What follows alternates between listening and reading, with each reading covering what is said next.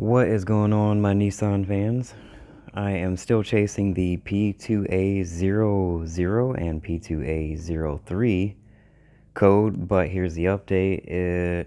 My P2A03 has not come back, and this is why.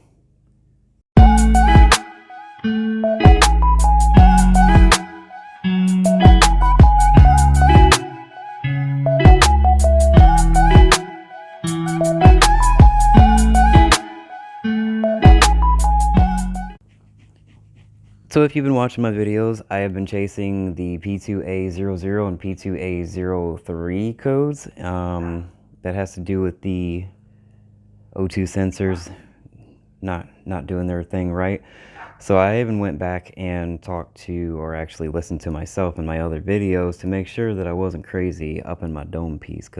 So before, I thought that I had one of my coils were a little bit lower in resistance than all the other ones. So that one that was not with the rest of pretty much most of these coils right here is the back one on passenger side, which would be driver. Way back there. There you go. It's on top of that one down there, okay? Below that clip there. Now, I switched that one with the number 2 coil right there, thinking to see if it would actually trade sides of any sort, and it did not. I went back to my original O2 sensor on this side, and it's acting almost the same. The newer one is a little bit better, but it's still doing a difference in the range. Like I said, this side is fixed, okay? And what I do think it was that O2 sensor gapping right there, and maybe that exhaust gasket, because that was replaced, and then now that problem is gone. I've erased the code several times, and I went driving. I even went through the Nissan way of actually fixing it, which after you do your repair, you're supposed to actually reset the mass airflow sensor. I might be able to put up a picture of those instructions on this video, hopefully within this little section here, but regardless, I did the mass airflow reset and it didn't help. Within the instructions there, you're supposed to drive about an hour to an hour 15, and I drove about an hour 20 minutes and was just pulling in my driveway, like literally just pulling in my driveway, like skirt, skirt, skirt. And then that's when the check engine light popped back on, and I was, I thought I had it solved, even though there was a small little gap in the performance that I could feel. But it did pop back on, but it didn't pop back on for this one. It popped back on for this one. I have 93 octane in there. The ignition switching, or the coils, I switched those from, those two corners there, and it didn't do anything. So I don't think the ignition coils are the direct issue right now. I did get the Y pipe finished down below. That'll be the next video, because that one, when I got that finished, here's the infamous cover that a lot of people have missing. Anyway, the pipe that is down up under is going to be reviewed. I'll tell you now, it's one of those, if you've been on social media, then you might have seen their ad, and I wondered if the ad had any kind of like fake reviews that they keep putting up or anything like that. I wanted to give that underdog of a company a chance. So that'll be the next video or whatever, because I want them to have that direct review, and I want the review to be specific to that pipe and everything about that. So that'll be probably the next video that pops off. Regardless, this one was fixed. The code pertains more so to an air leak, okay, in between the intake here and the exhaust by the actual O2 sensors back there. If you have some kind of a leak nearby it, it will throw it off. What I did meantime, because life happens, and Lord knows I was waiting for that part forever, I went by and I went ahead and retightened all these, and they were just a little bit loose, okay? I didn't like that. So I went through all these top side bolts, not the lower manifold or anything like that bolt, that bolt there, and the ones that go along it down the side there. I did not touch those, but I did do the top side here. And now, with me tightening that, obviously in the previous videos, if you've seen those, I cleaned up the spark plugs, and they're all gapped the same, so that shouldn't be an issue at all. All these things that I'm doing are making this code set off quicker than what Nissan said. It takes an hour, hour and a half of pure driving to set this off. So now I'm getting this code back on the passenger side in about 15 minutes. This side, not. Now the great thing about knowing the history of the vehicle that you purchased, I've had this vehicle for 4 or 5 years now, probably, maybe a little longer. I don't know, but it's been a while that I've had this car. And with that, I actually had to rip this motor out and put another one in. And the reason I'm telling you that is because the spare motor actually came with aftermarket headers. And I tried to use these headers. They're aftermarket. Why not, right? They fit the manifold, or the cylinder head, bolt pattern, everything is what it's supposed to be. But I had a big issue with these. So these look nice, and I don't know if these are for HR maybe motors, but I have the VQ rev up. I think it's like late 05 to like 06 and maybe partial 07. I'm not really sure on the 07, but I think just a few months into 07. Anyway, these did not fit my car. What it did, everything was fit here, okay? And if you know your VQ or anything, headers are not the easiest to get off of these motors. So I did the swap, and I ended up putting my downpipes, or what is it, my resonated test pipes, there you go, my resonated test pipes that go here, okay? I put those on there, and it hung down the exhaust like a humongous gap, okay? So I would have been dragging like the exhaust if I would have been able to get it to even fit. So I bought about 5 tanks of acetylene and oxygen and got a miniature torch, because acetylene alone was not hot enough to, in any point, for me to even go here and try to, even these points here, and then try to crush this all together. I have a press over there, and I even used the press to try to squeeze this up a little bit more and use heat to try to get it to actually squeeze up to where I could use this and the exhaust wouldn't hang down. But they did not. It did not work. So after spending $100 in acetylene and propane little itty bitty tanks, I gave up on that. The oxygen, literally oxygen was hard to find around here. And the little tanks that went with the torch set that I went with, the oxygen literally would go out in a matter of 4 minutes. So spending all that money on 4 minutes of heat to try to do something with oxygen to accelerate the acetylene, it didn't work. Yeah, I think it was MAP gas. Maybe it was MAP gas. I think it was MAP gas. So I did MAP in air, and it just was not hot enough to actually bend that exhaust down there for me to use those. Now, the reason I'm saying that is because I started it with those on there, which means I reuse those exhaust header gaskets, manifold gaskets, if you want to call it. I don't know. And I think that's where my leak is, in between. Yeah, so this would be passenger side, and I think the gasket that goes in between the cylinder head, that would be over here, and this obviously is the start of the exhaust, and that would be the first O2 sensor right there. I think it's right here, somewhere in there, because I had a dream, and my dream reminded me of the past. And the past is when I actually had to retighten it just a little bit after a few miles of driving, which is just enough to burn that gasket up, which I think it held for a little bit. And now it wasn't, properly torqued and everything.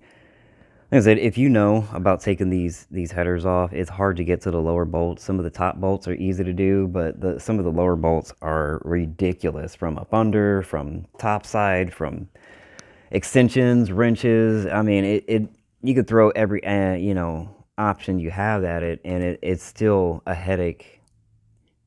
A lot of a headache. So that is my number one thing that I think is going on with this car right now that is setting off the P2A00 code, okay? I have now replaced all 4 O2 sensors. So that should not be it. I don't care if they're from Peach Company, if they're NGK, because you know what? The old one that I pulled out of there and versus the new one aren't that much difference, and I honestly, NGK can lick my specialties, because that's a lot of money for something that doesn't last and does not have any kind of a warranty. If your company doesn't have a warranty, some odd reason to me, it says that they don't believe in their product. So that's why I went with the Peach O2 sensors. It seems like they're doing a hell of a good job. Regardless, got new O2 sensors in there. The O2 sensors don't seem to be the issue, even though the code says it's pointed towards O2 sensor. The base of the code, which is why I say OBD2 really sucks, because they say, oh, it's thousands of codes. Anyway, the thousands of codes don't, say anything specific. Now, when I was driving this, okay, might be jumping around a bit here. When I was driving this, when I first start out, I can tell that it's a little bit almost like it's bucking, just ever so slightly. Bank 2, or driver's side over here, is acting like it should. This side is actually dumping too much fuel, which is better than being a lean condition, because leaning out your motor while running is definitely just going to make everything dry. And these BQ motors and their cylinder walls aren't exactly known for, being exactly made of titanium. So this is my second thing that I'm going to go after if that doesn't work, going to, all that mess down all in there. Excuse the wire for my microphone. That in between there, okay, see. This is your coolant right there, and then those 3 right there, that same color. That is what I have to go after, which I don't know if you can see the actual other bolts. But yeah, some of them are hidden, because here is the bolt pattern. This is upside down, okay? So I don't even think, well, a second ago you seen that one. That one is extremely hard to get to. This one's not so bad, but I think it was this one and this one that were horrendous to get to, especially this one. Regardless, you know what I mean, you gotta keep doing it and evenly and everything like that for the most part. Those are junk. If you know if those are supposed to fit in HR just because it hangs down more or something, let me know, because that would be nice to know, because I would have loved to have used those, I have the test pipes, I have this exhaust now, and then I did have an exhaust, so that would have been really sweet if I would have had those on there, but whatever. It's not the ignition coils, but it might be that fuel damper, okay?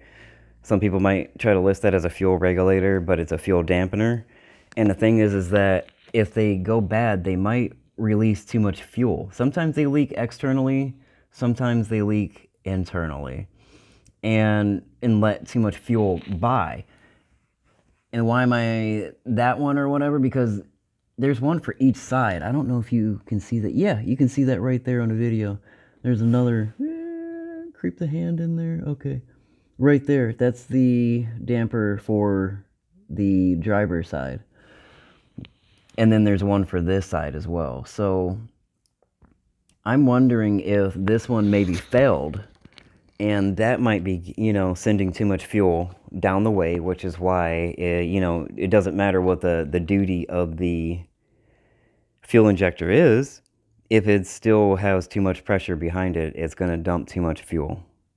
And the code is because it's not even with that bank. That bank and that bank aren't even. And like I said, I did the reset for the mass airflow sensor probably about 3 or 4 times and drove it around because I wanted to come back to you guys and let you guys know what was actually working and what wasn't, so to speak.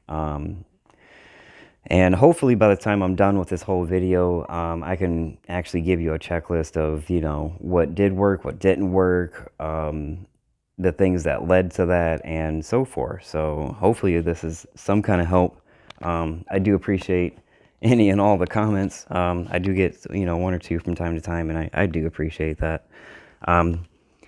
Life is happening, and when I say life is happening, it's crazy. You go to the hospital and think that they might fix you, but then you come out worse than before. So, gotta love that. Florida healthcare is garbage. I might as well go to an out-of-state, hospital. You have a better time, better chance of living. Regardless, I'm gonna keep at this, and I'm actually going to go ahead and make the video for the actual review for the pipe that was replaced down below, which, I mean, you might want to see. Heads up, it's a company, if you've seen on social media, called Flash Arc Racing, FLASHARK, Flash Arc, Flashark. I don't know, something like that. It's got a shark in the thing, so. Red and white symbol. I got one of their products, and yeah, I want to definitely do a true review. I mean, I'm not getting paid to, you know what I mean? No parts for free, that's for sure. So even if it was, I'd still put my 2 cents out there like it's supposed to be. So I'm going to keep at this and keep trying to figure out where I'm going to go with this, which unfortunately at this point, there are no more exhaust leaks for me. Okay, there's no more exhaust leaks down that way, okay? Don't get me wrong here. There might be an exhaust leak up here, which is what I might actually be attacking now. So I'm going to try and see if I can get a good look at any carbon. See if I actually need to replace that. The exhaust manifold gaskets are, I think, like 20 or 30 bucks. If it is not the exhaust manifold gasket, if it is not the fuel dampener, it might be the fuel injectors. I do have spare fuel injectors that I ran in a sonic cleaner for about 4 days. And I do have those ready to put in if I need to. I just got to go down to a parts store and grab some new O-rings, so I'm not just shoving old, decrepit, crispy ass O-rings in there and looking for a leak, because no, that's the last thing I'm trying to leak is gas. Leaking gas, especially on a hot motor, is not the thing to do. That's for sure. Like I said, so many things are happening around here, and I'm trying to do as much as I can. I'm really going to start to try to put out more videos, and one of those things, one of those showed up. So I'm going to try and be fixing that too. So heads up, that'll be fun. It's always something happening around here that is always something different. So that's why it's kind of like an everyday tray, because it's not just motors, it's not just tarantulas. There's a lot of things in between that I hope you all enjoy. Please subscribe, like, continue to comment. I really appreciate that. Until next time, thanks for watching.